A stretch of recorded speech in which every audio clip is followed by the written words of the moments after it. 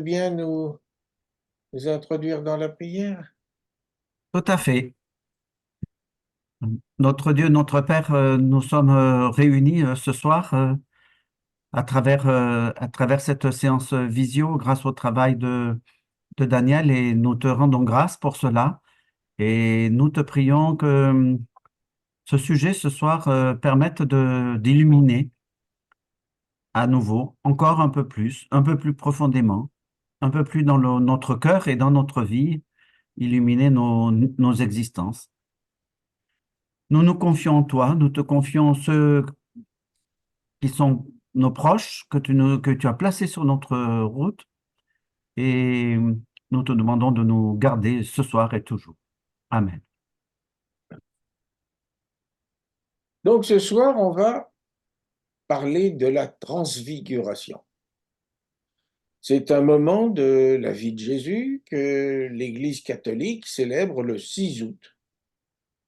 Et cet événement est rapporté de façon assez concordante par les trois synoptiques, mais aussi, et ça c'est inhabituel, par l'un des protagonistes de ce moment, l'apôtre Pierre lui-même, qui fait une référence précise dans la seconde de ces deux épîtres. C'est pas très bien compris. Si cette épître est bien de Pierre, elle précéderait de quelques mois sa mort, puisque au chapitre 1er, versets 13 et 14, il annonce celle-ci. Or, Pierre est mort en 66 ou 67, alors que le plus ancien de nos évangiles, celui de Marc, aurait été rédigé entre 64 et un peu après 67 par un des proches disciples de Pierre. Cette lettre de Pierre garantirait ainsi l'authenticité du récit de Marc et des autres évangélistes. Ce serait peut-être trop simple, car les dates de composition de l'évangile de Marc, en général des évangiles, et surtout celles de la seconde épître qui lui est attribuée, sont loin de faire l'unanimité. Et certains exégètes en repoussent la rédaction à environ 125-130 après Jésus-Christ. Son attribution à l'apôtre est alors fictive. C'était une clause de style habituelle. Jean, et aussi un autre des protagonistes, lui n'y fait aucune allusion, sauf peut-être avoir dans le livre de l'Apocalypse une transposition sublimée de l'événement. Bon, donc, qu'est-ce qu'on va faire? Ben, comme toujours, on va devoir nous contenter des textes qu'elles nous sont proposés, les analyser en cherchant les concordances et les divergences, de façon à essayer de comprendre un peu mieux les intentions des auteurs, la signification de l'événement et en quoi nous pouvons en tirer des leçons. On va donc commencer par lire le texte. Alors, on va pas lire les trois évangiles, je vous propose qu'on retienne l'évangile de Luc, qui est celui qui donne peut-être le plus de précision. Or, environ 8 jours après cet entretien, prenant avec lui Pierre, Jean et Jacques, Jésus gravit la montagne pour y prier. Et pendant qu'il priait, l'aspect de son visage changea, et ses vêtements devinrent d'une blancheur fulgurante. Et voici que deux hommes s'entretenaient avec lui. C'étaient Moïse et Élie, qui apparut dans la gloire, parlait de son départ qu'il allait accomplir à Jérusalem. Pierre et ses compagnons étaient accablés de sommeil. Demeurés quand même éveillés, ils virent sa gloire et les deux hommes qui se tenaient avec lui. Et comme ceux-ci s'en séparaient, Pierre dit à Jésus, Maître, il est heureux que nous soyons ici. Faisons donc trois tentes, une pour toi, une pour Moïse, une pour Élie. Où il ne savait ce qu'il disait. Et pendant qu'il parlait ainsi, survint une nuée qui les prenait sous son ombre, et quand ceux-ci entrèrent dans la nuée, les disciples furent saisis de frayeur. Et de la nuée sortit une voix qui disait, Celui-ci est mon fils, mon élu, écoutez-le. Et quand la voix eut retenti, Jésus se retrouva seul. Les disciples gardèrent le silence et ne racontaient rien à personne en ces jours-là de ce qu'ils avaient vu. Or, le lendemain, à leur descente de la montagne, une grande foule vint au-devant de lui. Et puis, on va voir ce que nous en dit Pierre. C'est intéressant. Donc, seconde épître de Pierre, chapitre 1, versets 16 à 18.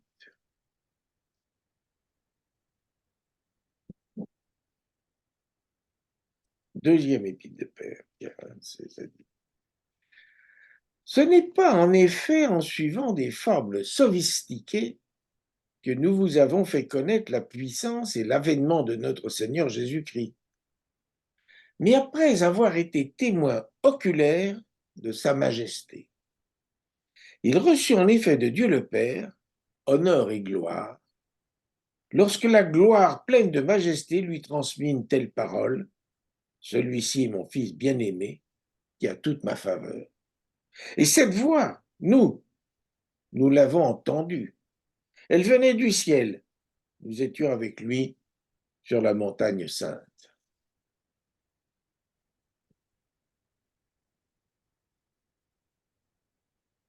Alors, on va essayer de reconstituer la chronologie de ce moment, ces différents points.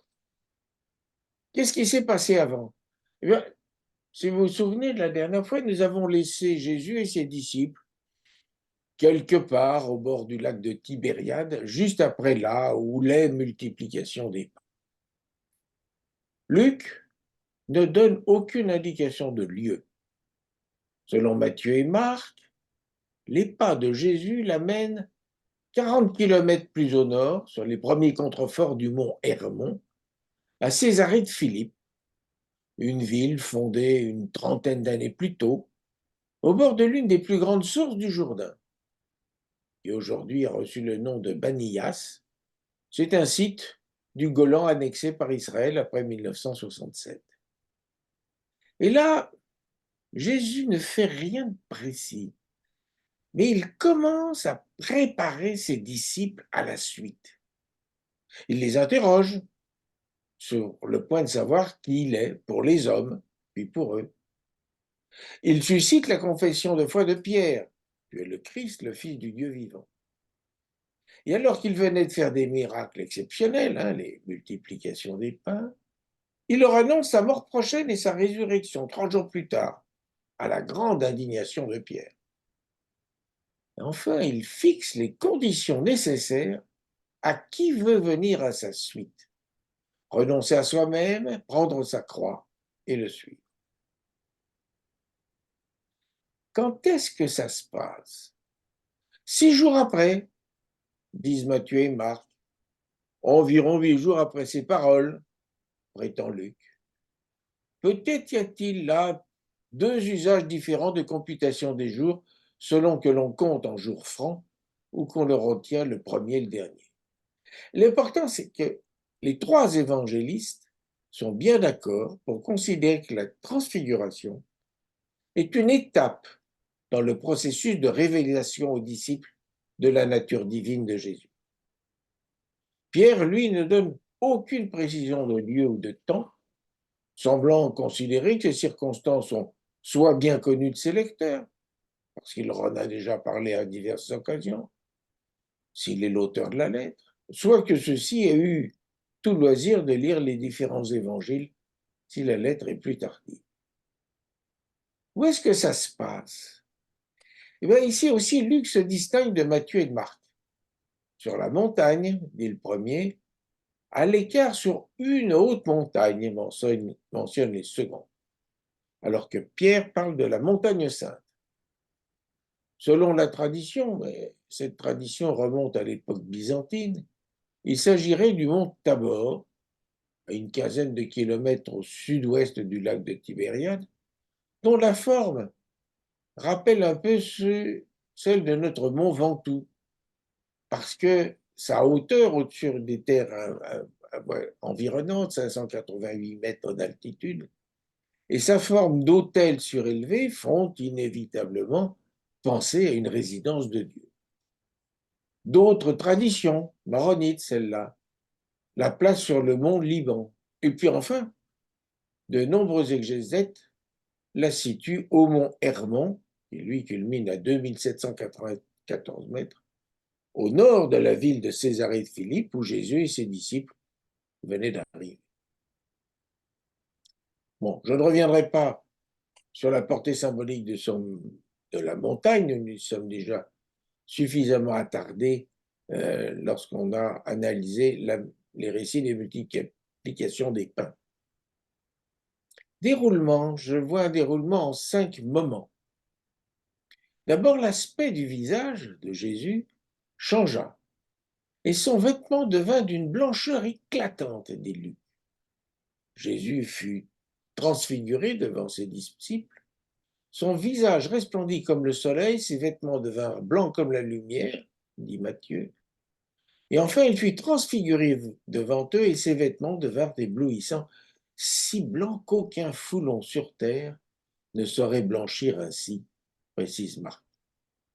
Alors le mot grec qui est ici utilisé nous est familier par ailleurs, parce que pour sa transposition en français, on utilise un autre mot.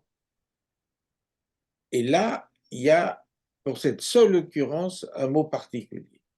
Parce que là où le grec dit métamorphose, métamorphosis en grec, nous traduisons au cas présent par transfiguration. Bon, la métamorphose, nous connaissons bien.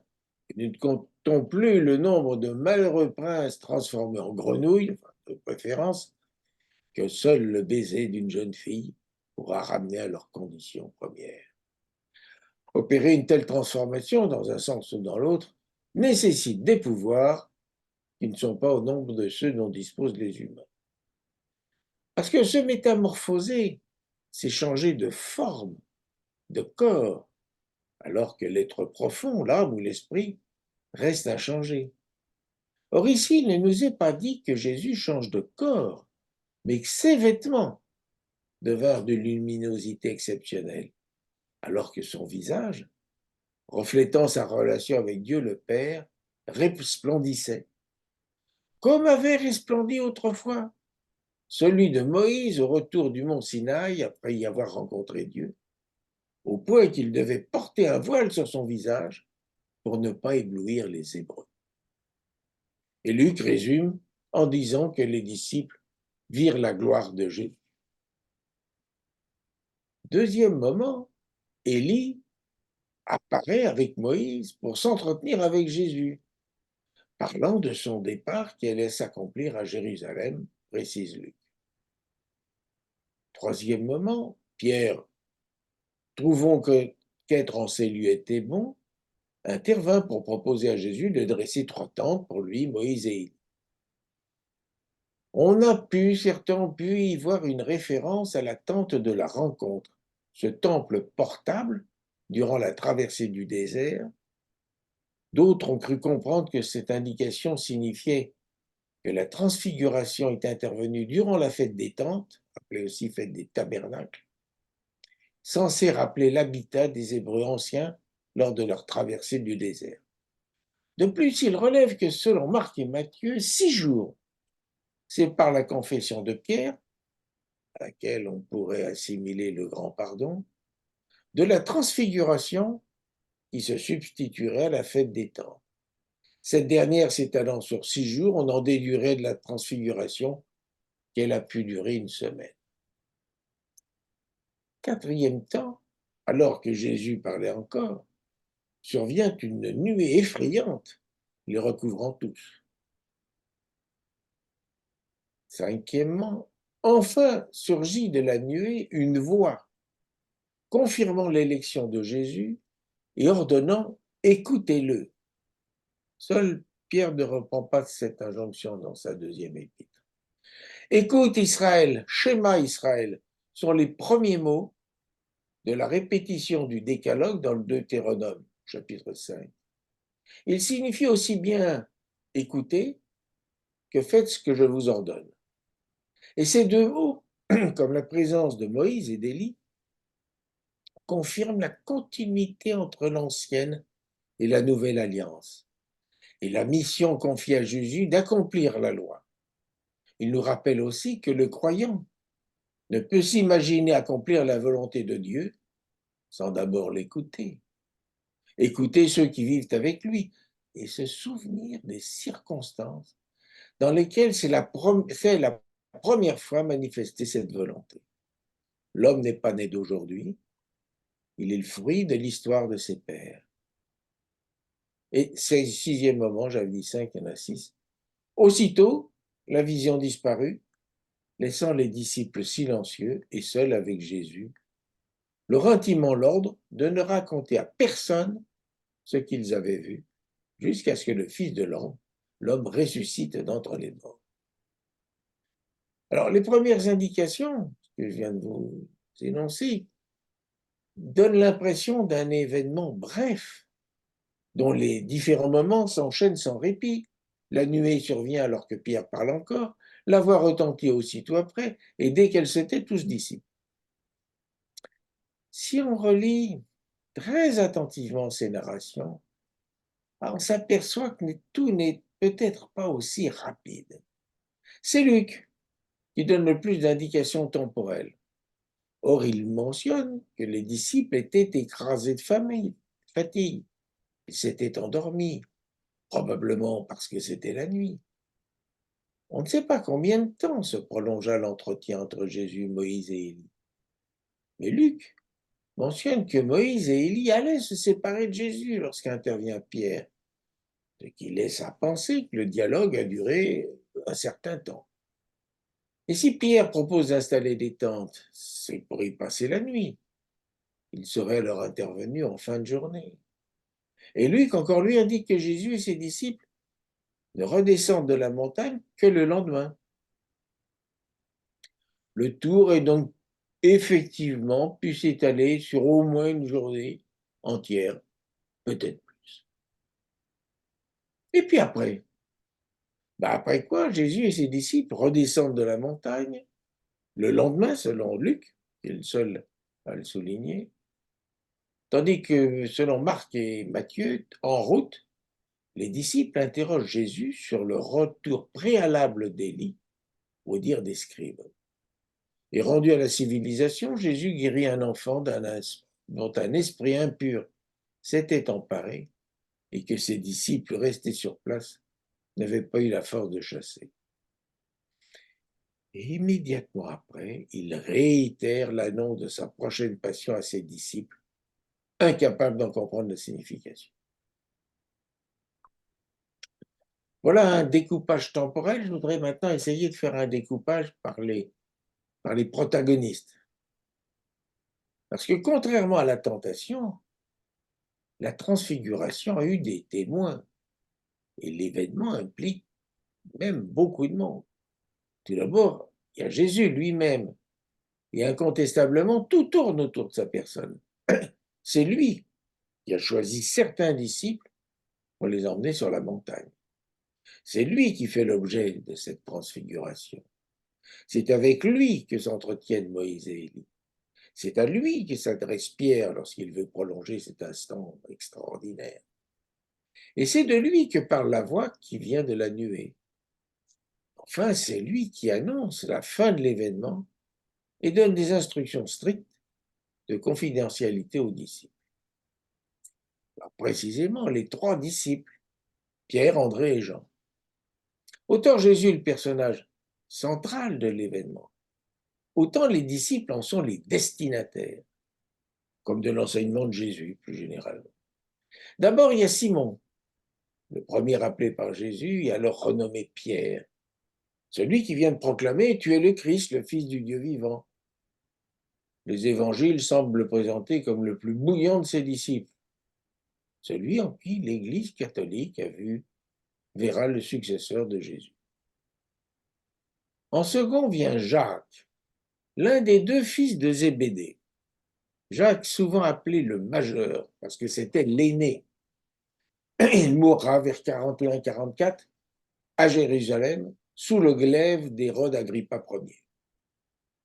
La tradition fait de lui l'évangélisateur de campagne et place sa tombe à Compostelle, où ses proches rapportèrent sa dépouille depuis Jérusalem après son exécution. Il ne faut pas le confondre avec le frère du Seigneur, premier évêque de Jérusalem et auteur d'une épître. Puis en troisième lieu vient son fier frère cadet, Jean, en qui la tradition voit l'auteur du quatrième évangile, de 3 épîtres et de l'Apocalypse. Jacques et Jean aussi étaient, semble-t-il, des bouillants, puisque Jésus les surnomme Boanerges, ou fils du tonnerre. Un jour, Jésus ayant été mal accueilli dans un village samaritain, il lui propose « Veux-tu que le feu tombe du ciel et les consume ?» Et dans le même ordre d'idées, leur mère, en qui la tradition voit la Salomé, nommée par Marc au pied de la croix et parmi les femmes au tombeau, Salomé présente à Jésus la requête « Ordonne que dans ton royaume, mes 2 fils que voilà siègent l'un à ta droite et l'autre à ta gauche. » Selon l'évangéliste Marc, cette demande émane de Jacques et de Jean eux-mêmes. Jésus va s'adjoindre ses 3 disciples en 3 circonstances exceptionnelles. La guérison de la fille de Jairus, la transfiguration, et dans le jardin de Gethsémane, juste avant son arrestation.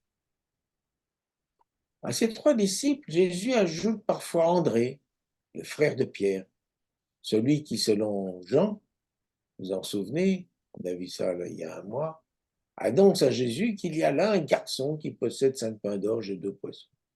C'est à eux 4 seuls que Jésus annonce la chute de Jérusalem. Anciens pêcheurs du même village, recrutés en même temps par Jésus, ces 4 forment vraiment sa carte de rapprochée et fonderont plus tard l'église primitive de Galilée. Troisièmement, il y a les anciens, Moïse et Élie. Or là, la symbolique paraît claire. Moïse, c'est la loi, Élie, ce sont les prophètes. La loi et les prophètes constituent l'ensemble des prescriptions de l'Ancien Testament, rassemblées dans les 2 premières parties de l'Ancien Testament, qui en comptent 3. Tant Moïse qu'Élie ont eu le redoutable privilège de rencontrer Dieu, eux aussi, au sommet d'une montagne, le mont Sinaï. À 2 reprises, même tout plus pour Moïse, d'abord, c'est le chapitre 3 du livre de l'Exode, à l'occasion du buisson ardent, et puis ensuite, au chapitre 17 puis 19 à 34, lorsqu'il reçoit de Dieu lui-même les 10 commandements sur la montagne. Tandis que Élie, premier livre des rois, chapitre 19, fuyant la colère de Jézabel, dont il a simplement égorgé 450 de ses prêtres, s'enfuit jusque sur le mont Sinaï. Et face à eux, Jésus confirme la raison de sa venue sur la terre. N'allez pas croire que je suis venu abroger la loi et les prophètes. Je ne suis pas venu abroger, mais accomplir, c'est-à-dire mener la loi à son aboutissement. Il y a encore la nuée. Elle évoque irrésistiblement la nuée précédant et guidant le peuple hébreu dès sa sortie d'Égypte. Ici, elle recouvre tout. J'y vois la figuration de l'esprit qui, impalpable et invisible, nous guide. Enfin, il y a la voix. C'est la voix de Dieu lui-même qui vient de nouveau authentifier Jésus et l'investir dans sa mission. Celui-ci est mon fils bien-aimé, celui qu'il m'a plu de choisir, écoutez-le. Ça, c'est ce que dit Matthieu. Celui-ci est mon fils bien-aimé, écoutez-le, dit Marc. Celui-ci est mon fils bien-aimé, celui que j'ai élu, écoutez-le, dit Luc. Celui-ci est mon fils bien-aimé, celui qu'il m'a plu de choisir, dit Pierre. Et selon les évangiles, Dieu a agi ainsi par 3 fois. D'abord pour les Juifs, lors du baptême de Jésus, celui-ci est mon fils bien-aimé, celui qu'il m'a plu de choisir. Matthieu, tu es mon fils bien-aimé, qu'il m'a plu de choisir. Marc, tu es mon fils, moi aujourd'hui je t'ai engendré. Seconde occurrence pour les disciples et donc l'Église lors de la transfiguration. Et troisième occurrence pour le reste du monde, alors que des Grecs venus à Jérusalem venaient à leur demande de rencontrer Jésus. Je l'ai glorifié, je le glorifierai encore. C'est le chapitre 12 de Jean. Ainsi, jamais la parole venue du ciel n'a eu moins de 3 témoins en application du précepte. Un fait ne pourra s'établir que sur la déposition de 2 ou de 3 témoins. La Trinité, Père, Fils et Saint-Esprit, est bien présente et visible sur la montagne de la Transfiguration. Essayons maintenant d'aborder la nature, la portée de cet événement. Alors, cet événement, mythe ou réalité? Et si réalité, quelle réalité? Certains y ont vu une vision ou un rêve accordé aux disciples pour conforter leur foi. D'autres, une apparition de Jésus après sa résurrection. Il n'aurait pas été placé au bon endroit dans des évangiles. Peut-être. Mais cela ne saurait constituer une précision quant à la nature du phénomène. On peut aussi y voir un mythe, une histoire brève pour nous faire comprendre des choses difficiles à expliciter. Pour sa part, dans sa seconde épître, Pierre rejette toute possibilité d'un récit inventé. En effet, ce n'est pas en nous mettant à la traîne de fables tarabiscotées que nous vous avons fait connaître la puissance et la venue de notre Seigneur Jésus-Christ, mais pour l'avoir vu de nos yeux dans tout son éclat. Le pluriel désigne les 3 disciples. Reste à être certain de l'auteur de cette épître. Le Nouveau Testament nous présente Jésus tantôt comme un prophète, particulièrement inspiré, nous proposant quelques règles de vie basées sur des principes très simples, la confiance en Dieu, d'autres diraient en la vie ou en l'humanité, et le respect de la personne d'autrui. Ces enseignements nous sont généralement accessibles, parfois avec un peu d'effort. Tantôt comme un personnage divin, issu d'un autre univers dont la logique et le mode de fonctionnement sont largement en dehors de notre portée. Et ceci correspond bien à la double nature de Jésus. Nous ne pouvons donc appréhender la nature exacte de ces phénomènes que je qualifierais par facilité de nature divine, tels Noël, la tentation au désert, la transfiguration, la résurrection, les apparitions post-résurrection ou l'ascension. Peut-être cela est-il intentionnel pour que nous ne perdions pas notre temps en spéculations stériles. Jean de Galilée, pourquoi restez-vous là à regarder au ciel? Demandent les anges aux disciples qui venaient de voir Jésus s'élever dans le ciel. Plus enrichissante sera la recherche de la signification de ce récit, en dehors de sa nature même, mythe ou réalité, sachant que Dieu étant par définition irréductible à nos humaines intelligences, il serait vain de chercher à tout comprendre. Fort heureusement, le doute reste le quotidien du chrétien, parce que lorsqu'il n'y a plus de doute, il n'y a plus d'interrogation et plus d'espoir d'évoluer. Et pour finir, la portée de ce passage, le corps transfiguré de Jésus préfigure celui du Jésus ressuscité, celui aussi que Paul promet aux croyants ressuscités, tout au moins sous une forme perceptible par les disciples, et susceptible de faire l'objet d'un récit descriptif appréhensible par les lecteurs successifs. Et tout le chapitre 9 de Luc tourne autour de la question: qui est ce Jésus dont tant de personnes ont entendu parler? Hérode Antipas s'interroge. Certains lui parlent d'Élie ou d'un ancien prophète ressuscité, d'autres de Jean le Baptiste, celui-là même qui l'a fait exécuter. Personne ne lui fournit de réponse satisfaisante. Jésus lui-même interroge ses disciples.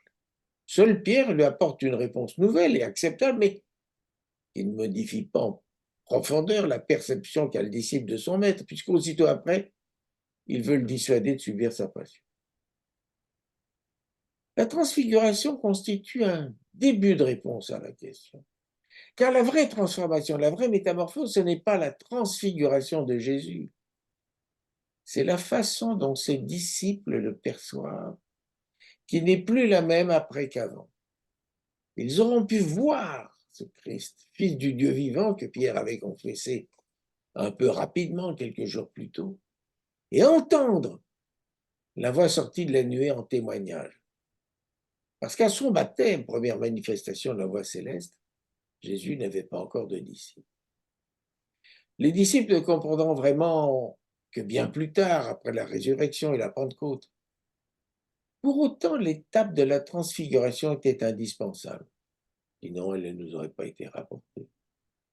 Nous-mêmes sommes anxieux de comprendre tout de suite, sinon nous abandonnons. Luc fait dire par Jésus à deux de ses disciples sur le chemin d'Emmaüs après la résurrection: esprit sans intelligence, cœur lent à croire. Esprit sans intelligence, nos esprits ne peuvent en effet appréhender la signification des mystères du séjour terrestre de Jésus.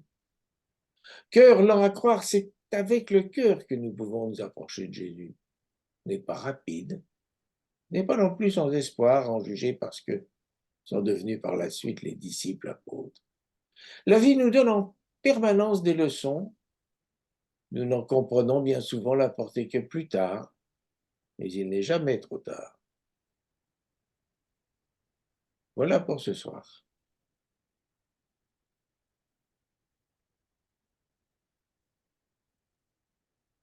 Merci Daniel.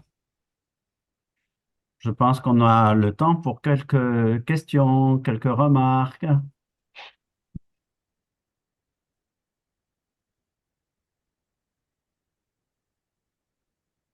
Moi, je peux lancer, je peux lancer une ou deux questions en se demandant, en te demandant, Daniel, quel sens tu donnes au fait que ce sont les vêtements de Jésus qui deviennent lumineux et le visage du Christ rayonnant, mais les vêtements, ça m'étonne un peu en y réfléchissant que ce soit les vêtements, et au fond, c'est un peu annexe, les vêtements.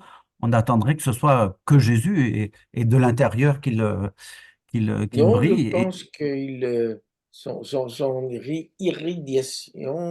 irradiation s'étend à ce qu'il touche.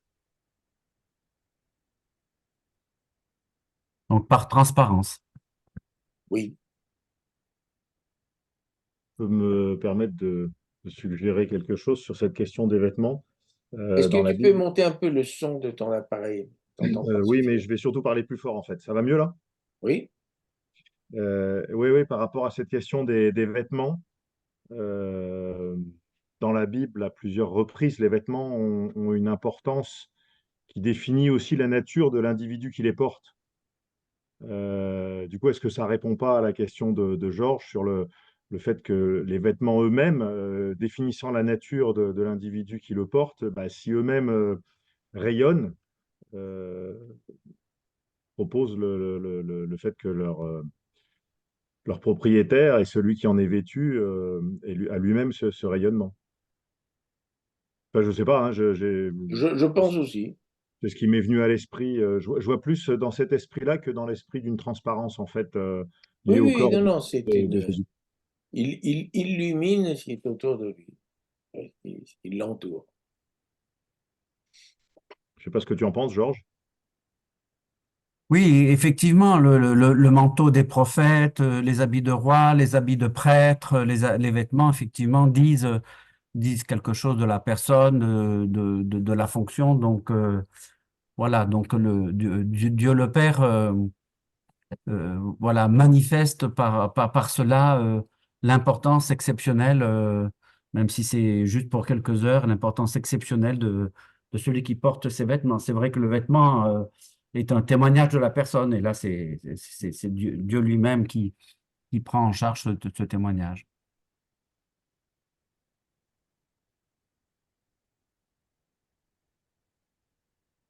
J'avais une question à te proposer, Daniel. Je sais pas bien par quel bout l'attraper. Bon, on est d'accord, a priori, tout le monde aujourd'hui s'accorde à dire que la la mort sur la croix était le pire de l'abaissement pour un individu à cette époque-là. Et de ce fait, alors moi j'ai entendu dire à la fac, mais je trouve que ça a du sens, que aujourd'hui, globalement, la recherche historique s'accorde à dire que la crucifixion a bien eu lieu, arguant du fait que les apôtres n'auraient eu aucun avantage à essayer de promouvoir Jésus, un homme qui serait mort dans de telles conditions. Donc, inventer la croix aurait été contre-productif à l'époque où il s'agissait d'annoncer Jésus. Donc, ça laisse penser que, enfin voilà, par ce raisonnement-là, aujourd'hui, c'est un des éléments qui concourt à penser que la croix a réellement existé. Alors, si on extrapole ça, euh, et qu'on se repositionne il y a 2000 ans, on est dans une situation où des gens ont la mission d'annoncer Jésus, un homme qui est mort dans les pires des conditions, donc quelque part qui était le pire des voyous de l'époque, enfin voilà, c'était la lie de la société qui était soumise à la croix, donc c'est difficile. Et je vais faire un parallèle avec un autre élément qui, a priori, historiquement, on n'a pas retrouvé vraiment de traces de ça. C'est le massacre des enfants demandé par Hérode au moment de la naissance de Jésus qui provoque la fuite de Jésus et ses parents en Égypte, juste après sa naissance. Euh, et donc, une interprétation que j'ai entendu dire, et en fait tout ça je vous le soumets pour avoir votre avis, hein, aussi votre éclairage, mais une interprétation que j'ai entendue de ça était, et parce qu'aussi ça se faisait dans les écrits de cette époque-là, euh, de créer une forme de rapprochement entre Jésus et Moïse. Moïse était euh, la star incontournable, pour prendre un terme du XXIe siècle, la star incontournable du judaïsme à l'époque. Et donc, ce parallèle au moment de la naissance entre le fait que tous les enfants de la génération de Moïse et tous les enfants de la génération de Jésus aient été soumis à un massacre et que Jésus et Moïse en aient réchappé, pouvait donner à Jésus un peu du mythe et de l'importance euh, qu'avait Moïse à cette époque-là. Et du coup, je continue à extrapoler, hein, mais je m'interroge sur cette transfiguration parce qu'effectivement, finalement, théologiquement, on n'a aucun retour sur ce qui se dit entre Moïse, Élie et Jésus. Et donc, je me demande si ce ne serait pas un autre effet de style euh, pour donner de nouveau ce crédit à Jésus, de dire, voilà, il était tellement important qu'il a rencontré Moïse, il a rencontré Élie, et cette rencontre s'est faite sous les yeux de Dieu. Euh, et ça permettrait de recréer un parallèle avec, alors tu l'as souligné, Moïse, et puis Élie aussi, Daniel, tu en as parlé, je disais que Moïse était la superstar, mais Élie aussi, c'était quand même un des grands prophètes reconnus dans le judaïsme. Donc ça permettait d'asseoir une crédibilité à Jésus, une valeur à Jésus, qui contrebalançait l'effet de la croix. Et donc voilà, et en fait, ma question en t'écoutant qui m'est venue à l'esprit, c'est euh, est-ce qu'il n'y aurait pas aussi derrière un artifice des auteurs des évangiles, de l'épître de Pierre dont tu as parlé, pour contribuer à asseoir cette image de Jésus et contrebalancer la croix.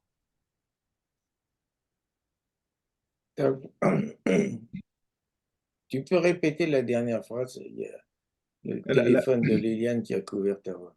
Pardon, la dernière phrase, c'était ma question finale, c'est est-ce que ce récit de la transfiguration qui met en présence Jésus, Élie et Moïse et dont finalement on ne sait pas, tu l'as dit, on ne comprend pas. Bon, alors effectivement, on peut aussi dire on est une religion du doute, on est une religion du questionnement, donc il ne faut pas rejeter le doute et le questionnement, mais finalement, on a du mal à comprendre ce qui s'est passé à ce moment-là, on ne sait pas ce qu'ils se sont dit, et donc ma question, le questionnement que j'avais, c'est est-ce que ça pourrait pas être un artifice des auteurs des évangiles et des épîtres qui ont évoqué ce moment-là pour donner à Jésus, créer à Jésus un nouveau parallèle avec Moïse et cette fois-ci avec Élie en plus, pour contrebalancer la croix et dire, bah voyez, nous on vous parle de quelqu'un, ok, il est mort sur la croix, mais enfin, quand même, il a rencontré Pour Moïse, il a rencontré Élie, contrebalancer, je enfin ne voilà, sais pas c'était pas exactement, n'importe mais qui. il est certain que Moïse et Élie viennent cautionner Jésus. Ça me paraît évident. D'abord, c'est pas Jésus qui les rencontre, c'est Moïse et Élie qui vont à la rencontre de Jésus. Et par cette rencontre, il est confirmé par la voix, celui-ci est mon fils, etc. Il est, je crois qu'un terme il faut dire, enfin, il est conforté, il est authentifié. C'est bien lui le Messie qui était attendu. Parce que Moïse, Élie sont les prophètes annoncent le Messie, c'est bien celui-là qu'il fallait attendre.